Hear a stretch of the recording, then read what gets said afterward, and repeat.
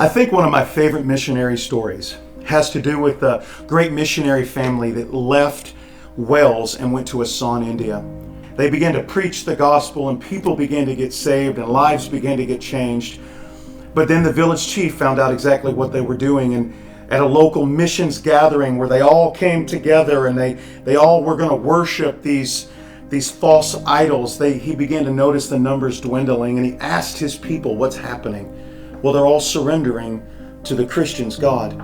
He ordered them to come before him, and it was a father and a wife and their children, and they were all killed that day.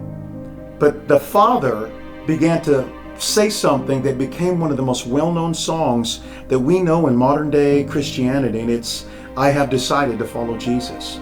There is no turning back. The chief looked at the scribe or the writer that was with the missionary family, because it was common for them to go and tell the tales of the missionary journeys. He said, if anybody comes back here, they will receive the same fate. Well, history tells the story itself. He went back, the song was written, all of these stories fell on the ears of several missionaries, and all of these missionaries went and began to preach the gospel in India. You know, I also think of the Count Zinzendorf and the Moravians and how they established 100 years of night and day prayer, and out of the context of prayer, they sent 300 missionaries out. One of the most famous cries that he would scream out is, preach the gospel, die and be forgotten, because it's not about us, it's all about Jesus. Jesus said and did the same thing as he was carrying that cross up the Via Dolorosa, as he was going to Calvary to lay his life down as a ransom for you and for me. Beloved, you were born to preach this gospel.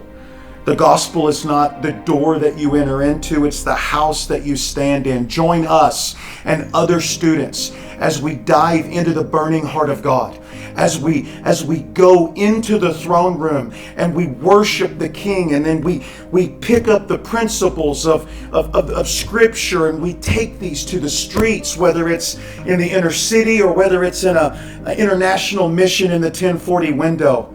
You were born for such a time as this.